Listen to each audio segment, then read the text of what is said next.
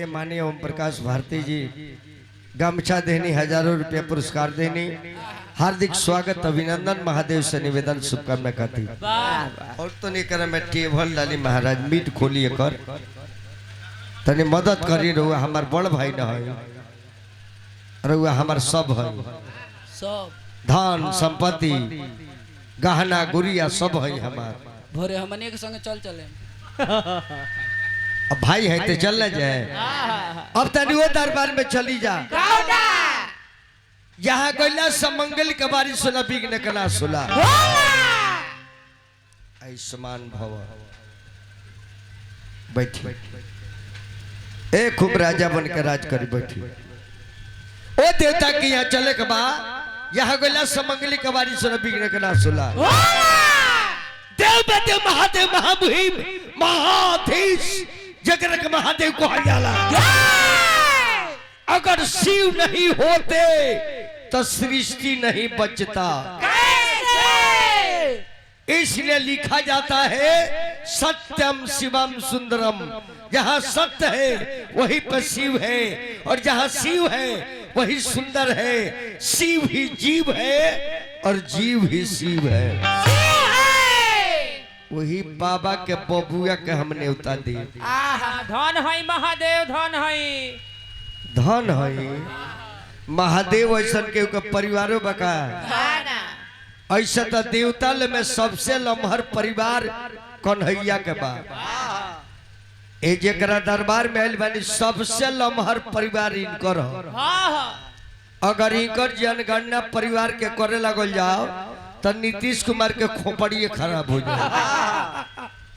जेकरा 16,108 गो औरत, 16,108 गो औरत और एगो औरत के देह से 10 गो लड़का।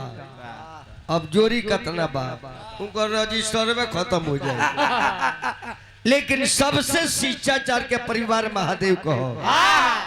जाना परिवार में एक से काल पद लेके लोग बैठल बा। अपने बड़े देव में महादेव, मेहरारू बड़ी जगत के माता, बेटा बने मुख्यमंत्री, सबसे पहले पूजा होता। जेकर पतो छठी माई स्वास्थ्य मंत्री, जेकर दूगो पतो रिधि सीधी वित्त मंत्री, जेकरा बेटा के बेटी संतोषी माता। आ इतना लम्हर परिवार महादेव के बा। आ बेटा पतो जातना VIP बा एक काका। आ तब वो बुढ़वा के जाके मंदिर में दशा देखी, एगो अंडरवियरो नहीं खे। नाम बा महादेव, आई अंडरवियरो नहीं खे। एगो मिर्ग छाला लपेट के बुढ़ावा, जेकर बेटा पतो जातना VIP आ मिर्ग छाला पहन के वही मंदिर में नारायण नारायण नारायण कन्हैया के चिल्ला रहल बाड़े। एगो हमनी के परिवार भइल बा, देख ली एक जना पंचायत में वार्ड हो जाता रे वार्ड। होश में रही रहुआ ना तो नल जल के योजना चाप दी चापी, वृद्धा पेंशन और ऊपरे से ऊपरे खा जाए। इंदिरा आवास तो ब्लॉक से निकल ही ना दे। अरे पागल कहीं के, अरे कहा तू जीतल बाड़ो? जीतावेला लोग, हरावेला लोग। कोई प्रतिनिधि को कभी नहीं कहना चाहिए कि मैं जीत गया और फलाना हार गया। हारने वाले को सम्मान कीजिए कि आपको जिताने के लिए उसने हार गया, तो जिताया तो उन्होंने है। जो आपके लिए हार गया है उसका मान सम्मान अधिक करना चाहिए। वही बाबा का हम बुलाए भो गणेश भगवान के। आ धुन लागल बड़ी पुरान। पहले लोग कीर्तन गावे गांव में, हमार काका लुआ चाचा लू तो गणेश जी का वंदना जानते रखेंगे गावे लू। आहो गाना नायक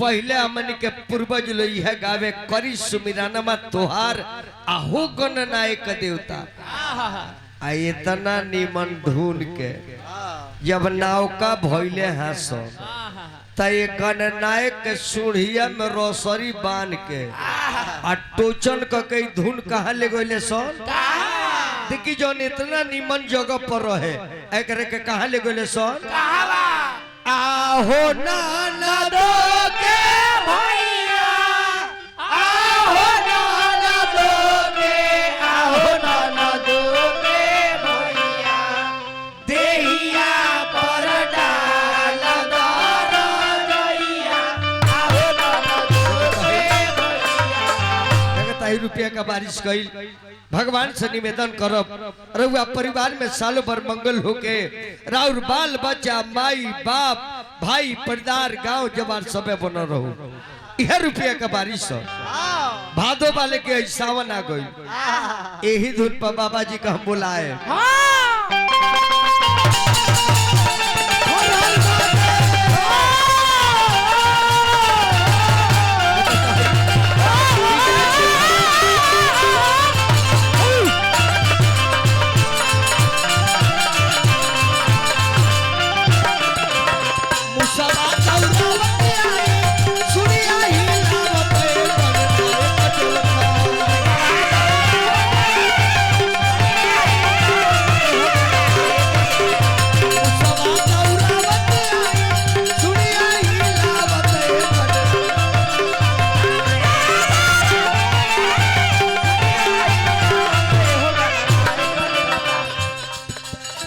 रौरा की बानी हम बोला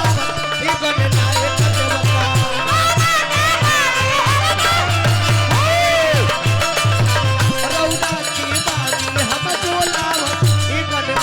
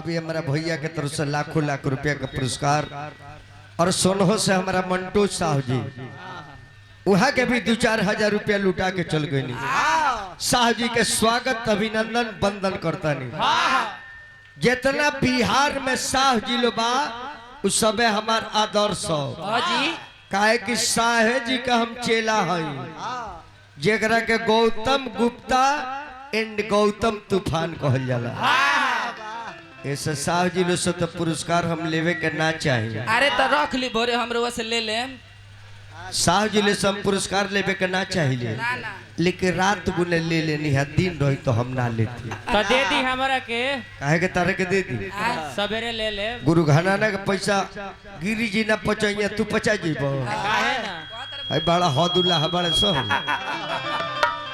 ए बाबा जी सुन ले मानी ए खुला दे दे हरी बाबू खुला दे दो माइक दे दे जी या खुला दे दे जी ए कैसियर पर तू रह अतार रहले ना रहले ए बाबा सुन ले बानी अरे माता गौरा पार्वती पिता महादेवा हो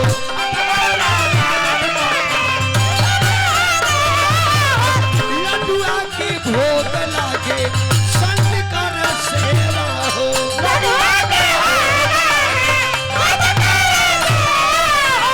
रिद्धि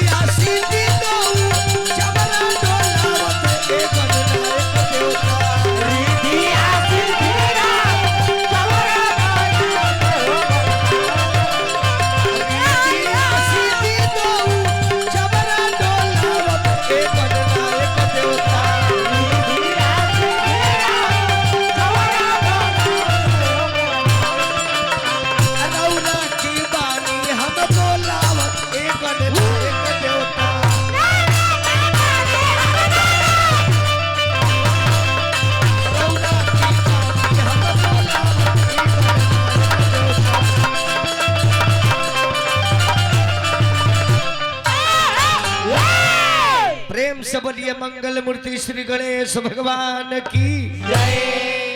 अब एगो भजन